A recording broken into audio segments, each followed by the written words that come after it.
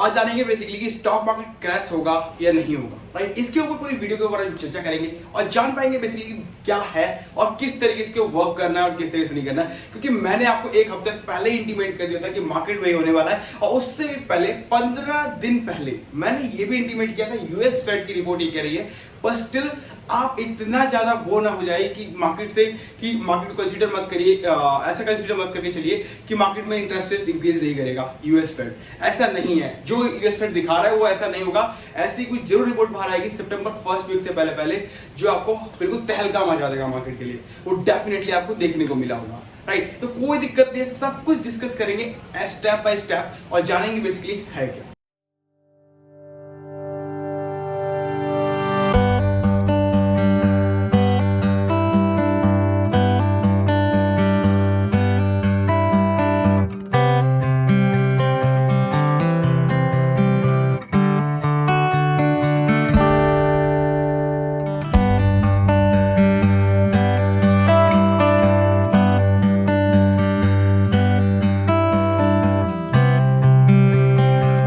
तो कैसे आप लोग बताना चाहूंगा, आई थिंक सबको अच्छा होगा। एंड साथ ही साथ बताना चाहूंगा स्टॉक मार्केट का रूप कैसे चल रहा है एंड लोगों को लग रहा होगा इन्वेस्टमेंट के लिए राइट टाइम। कोई बात नहीं, बेसिक्स से लेकर एडवांस सब देंगे, बेसिक स्टॉक मार्केट में करना क्या और साथ ही साथ ये भी जानेंगे क्या स्टेप होना चाहिए, क्या हमें लेके चलना चाहिए एंड मार्केट में कौन कौन से पॉइंट ऑफ व्यूज हमें फोकस करना चाहिए अपने माइंड ऑफ थॉट से और हमें क्या लेना चाहिए, बेसिकली क्या पिक करना है और क्या छोड़ देना है। बिकॉज मार्केट में हमेशा ये कहा जाता है कि जब लोग ग्रीडी हो रहे हो तो आपको फेयरफुल होना है और जब लोग फेयरफुल हो रहे हो तो आपको ग्रीडी होना है। तो डेफिनेटली इस पॉइंट ऑफ व्यू को कैसे वर्क करना है, किस तरीके से वर्क करना है, ये जानेंगे और समझ पाएंगे बेसिकली है क्या और मार्केट में चल क्या रहा है।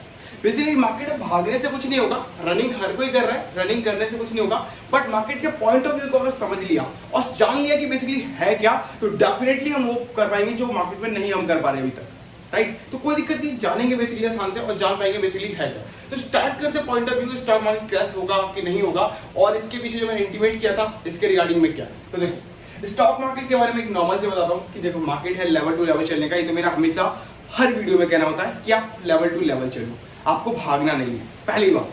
दूसरी बात देखो मार्केट में क्या है कि यूएस डॉलर जो है अगर आप देखोगे तो ऑलमोस्ट $80 के आसपास आ गया है। साथ ही साथ एक बहुत बुरी न्यूज ये है मार्केट के लिए कि अभी तक आपको बेसिक पता नहीं था स्टॉक मार्केट का कि आपको स्टॉक मार्केट में जो इन्वेस्टमेंट होती थी, जो मार्केट इंक्रीज होता था वो किस लेवल से होता था। तो मैं आपको बताता हूँ बेसिकली एक्सपीरियंस के साथ कि बेसिकली है क्या। आज से पहले क्या हुआ करता था 2015 से पहले कि मार्केट में यूएस फेड की जो रिपोर्ट मतलब यूएस जो थी वो कभी इंटरेस्ट नहीं लेती थी। मतलब वहां पे जो लोन लेते थे व्यक्ति उसके ऊपर कोई इंटरेस्ट चार्ज नहीं किया जाता था। बस स्टिल मार्केट में ये हो गया कि मार्केट में यूएस फेड ने ये कहा था बहुत पहले, अभी लास्ट वीक जब इन्फ्लेशन रेट बढ़ रहा था, लास्ट वीक नहीं उससे बहुत पहले, लास्ट 2-3 महीने पहले मैंने इसकी वीडियो बनाई हुई है, आप चेकआउट कर लीजिएगा प्लेलिस्ट से जाकर के या फिर आई बटन में लिंक डाल दूंगा, वहां से चेकआउट कर सकते हो। तो उसमें बताया था कि अगर मार्केट अब जो है मार्केट में ये जरूरत हो गई है मार्केट को, पूरे यूएस को, कि अब जो इंटरेस्ट रेट हम पूरे 5 साल में जो चीज को कर पाए वो हमें 1 से 2 साल के अंदर हमें चीज को इंटरेस्ट को इंक्रीज करके वहां तक पहुंचना होगा। यानी कि 2015 के बाद मार्केट में जब उन्होंने इंटरेस्ट रेट लेना चालू किया तो पूरे 5 सालों में उन्होंने 3% का इंक्रीमेंट किया इंटरेस्ट रेट के ऊपर। बट अभी यूएस फेड ने ऐसा कहा कि हम इस 3% को जो इंटरेस्ट रेट हमने 5 सालों में लिया उसे 3 सालों में लिया, वो हम अब जो है वो 2021 से लेकर के 2023 के अंदर मतलब 2023 की स्टार्टिंग से पहले हम इसको कंप्लीट करना चाहेंगे, जिससे कि हमारा इन्फ्लेशन रेट कंट्रोल में आ पाए और हम अपने मार्केट को अच्छे से स्टैब्लिश कर पाए। तो अब इसके लिए क्या होगा कि मार्केट में जो 3% 5 साल में इंक्रीमेंट हुआ, अब वो जो 1 साल से 2 साल में होने वाला है वो इतना पॉसिबल नहीं हो पाएगा। बिकॉज रिपोर्ट 2022 में आई और 2022 में कहा गया कि जो प्राइस हमने 3 साल में जो हमने प्राइस 5 साल में अचीव किया वो अब 1 साल में पूरे 3% को इंक्रीज कर पाएंगे। तो अब देखो मार्केट में क्या होता है कि जो यूएस के इन्वेस्टर्स होते हैं वो पैसे को लोन पे उठा लिया। अब लोन पे उठाने के बाद उनको इन्वेस्ट कर दिया इंडियन मार्केट में। इंडियन मार्केट में इन्वेस्ट करने के बाद ये होता है कि अब जो प्रॉफिट होगा उससे वो अपना लोन का अमाउंट जो चुका पाएंगे। अब मार्केट में जो लोन 0% के रेट के हिसाब से मिल रहा था या फिर 1% के रेट के हिसाब से मिल रहा था, अब वहां पे 3% देना है, वो भी साल भर के अंदर उस आंकड़े को हम पहुंचा देंगे, ऐसा यूएस फेड ने कहा। तो अब अगर साल भर में वो आंकड़ा 3% जाएगा और जो 5 साल में वो आंकड़ा 3% का हो गया तो बहुत डिफरेंट हो जाता है किसी भी पर्सन के लिए। अगर मान लो कि आज आपके लिए होम लोन पे कहा जाए कि आज आपको 10% के हिसाब से देना है और आने वाले टाइम पे मतलब अगले साल के हिसाब से आपको 13% देना पड़ेगा। मतलब सीधा सीधा आपके सैलरी पे इंपैक्ट हो रहा है कि अब आपको 3% बढ़ा करके इंक्रीमेंट करके उसका लोन का अमाउंट पे करना है। तो अगर आप 3% बढ़ाओगे तो आपको कितना अमाउंट बढ़ जाएगा, क्योंकि लोन का अमाउंट तो बहुत बड़ा था, उसके ऊपर 3% अमाउंट कैलकुलेट करोगे तो कितना बड़ा अमाउंट हो जाएगा। सेम थिंग यहाँ पे अगर आप बात करो तो देखो 2015 में जब 3% बढ़ाया तो मतलब डे बाय हर एक 6 महीने में एक साल में एक व्यूज आया, उसके बाद 0.5 बेसिस पॉइंट पे 0.25 बेसिस पॉइंट पे इस तरीके से बढ़ाए गए, तो 3% बढ़े पूरे 5 साल में। अब ये चीज पूरे एक साल में करनी है तो बहुत जल्द करना होगा। तो अभी क्या था कि 0.75 बेसिस पॉइंट पे मैंने आपको बताया था कि मार्केट इकोनॉमिक्स साथ ही साथ एनालिसिस का कहना है कि ये इंक्रीज हो सकता है और इंक्रीज करना चाहिए यूएस फेड को, क्योंकि इन्फ्लेशन रेट को कंट्रोल करना है। तो बट लेकिन मार्केट ने ये चीज मतलब यूएस फेड ने ये चीज को कंसीडर नहीं किया और अगस्त के मंथ में यूएस फेड ने उसको बिल्कुल साफ छोड़ दिया। अगस्त के मंथ में जो भी रिपोर्ट हुई मार्केट ने कोई भी रेट इंक्रीमेंट नहीं किया। मार्केट ने अच्छा खासा बूमबैक दिया, मार्केट अच्छे खासे ऊपर लेवल पे आई, कोई दिक्कत नहीं थी। बट मार्केट में जो बीते दिनों जो न्यूज आई उसमें कहा गया कि यूएस फेड 0.75 बेसिस पॉइंट पे ये इंक्रीज तो कर रहा है अभी इंटरेस्ट रेट, बट अगर इन द फ्यूचर आने वाले 3 महीने के अंदर और भी नीड पड़ी इन्फ्लेशन रेट को कंट्रोल करने के लिए तो वो और भी करेगा। यानी कि जो ये होल रिपोर्ट आई है पूरी, उसके हिसाब से मार्केट का कहना है कि पूरे मार्केट में जितना भी अभी नीड पड़ेगी इन्फ्लेशन रेट इंक्रीज करने के लिए हम करेंगे, हम इंटरेस्ट रेट इंक्रीज करने के लिए जितना भी हमें नीड पड़ेगा हम करेंगे, बिकॉज हमारा इन्फ्लेशन रेट हमारा कंट्रोल में नहीं आ रहा और इन्फ्लेशन रेट जब तक कंट्रोल में नहीं आएगा हम अपना इंटरेस्ट रेट इंक्रीज करते जाएंगे।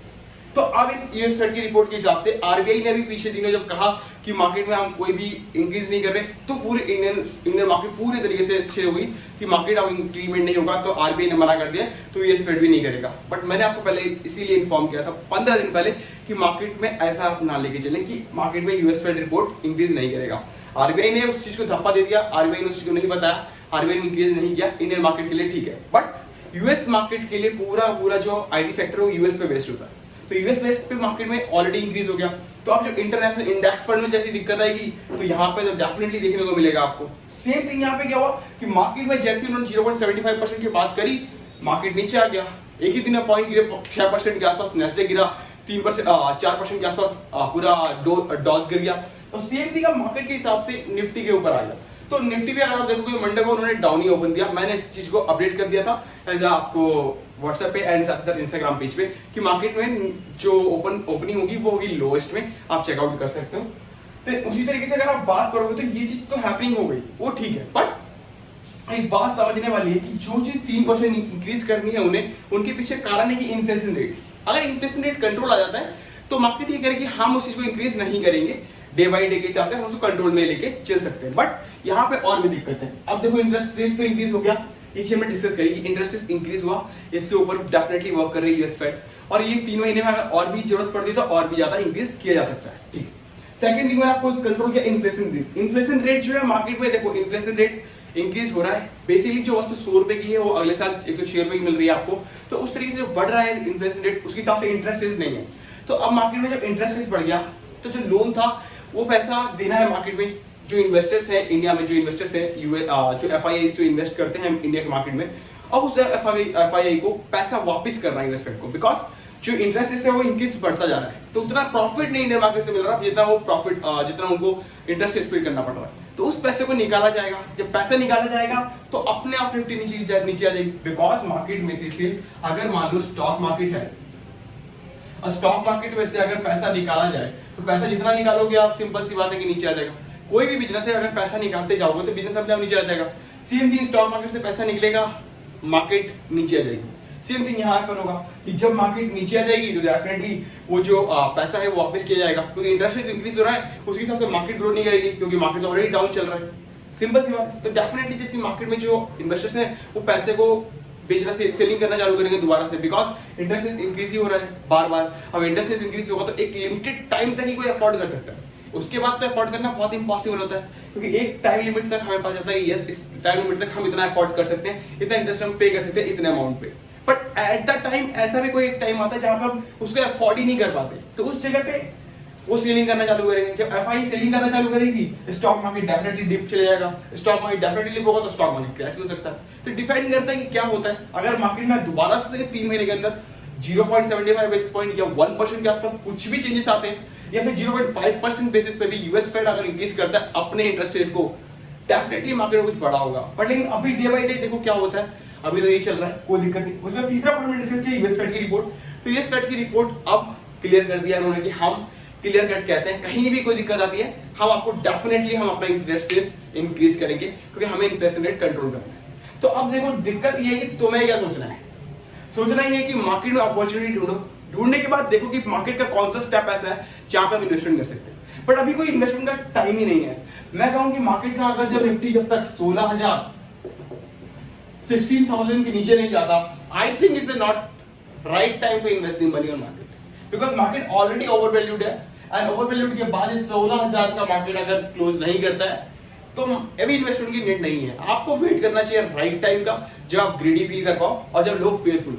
क्योंकि जब तक आप ग्रीडी फील नहीं करोगे फेयरफुल नहीं होगा मार्केट। जब तक आप कोई फेयरफुल नहीं होगा तब तक आप ग्रीडी फील मत करो, बेस्ट रहेगा। मार्केट को वॉच आउट करो, वॉच लिस्ट में रखो, लगा डेली देखो, मार्केट को अच्छे से गो थ्रू करो। एंड लॉन्ग टर्म इन्वेस्टर हो तो कोई दिक्कत नहीं है, 60,000 के नीचे जाते ही इन्वेस्ट कर सकते हो। अच्छा खासा कोई अगर शेयर मिल रहा है जो कि अंडर टाइम है, मतलब कि जैसे आईटी सेक्टर है, तो आईटी सेक्टर में ये नहीं कहता कि आप इन्वेस्ट कर दो, बहुत अच्छा टाइम है इन्वेस्ट करने का। बट लेकिन यस, जब मार्केट उठे अच्छे से मार्केट देखेंगे, अगर आपको रिवर्सल दिखता हो मिल रहा है नेस्डैक में यूएस फेड की रिपोर्ट के हिसाब से, एंड साथ ही साथ आपको डॉज में मिलता हुआ दिख रहा है कि आपको यस यहाँ से रिवर्सल मिलेगा मार्केट को, then you can invest to the as well for the your IT sector. And अगर अदरवाइज वहां पे लगता है नहीं अभी कोई मार्केट में कोई ऐसा कोई रिवर्सल पॉइंट नहीं है, आप इन्वेस्ट नहीं कर सकते, आप थोड़ा सा होल्ड ऑन करिए। इन द फ्यूचर कोई भी ऑप्शन मिलता है definitely I update you for the same YouTube as well of your Instagram ID and on WhatsApp also. So you can join anywhere for the group and any kind of Facebook group also, right? तो कोई दिक्कत नहीं है, अब invest कर सकते हो, अपने टाइम में देख सकते हो क्या आपको करना है, किस तरीके से एक्शन लेना है। एंड वीडियो अच्छी लगी तो लाइक कर लीजिएगा, शेयर कर लीजिएगा। अभी तक चैनल को सब्सक्राइब नहीं किया है, सब्सक्राइब करना ना भूलें। मिलते हैं नेक्स्ट वीडियो। तो जय हिंद, जय भारत।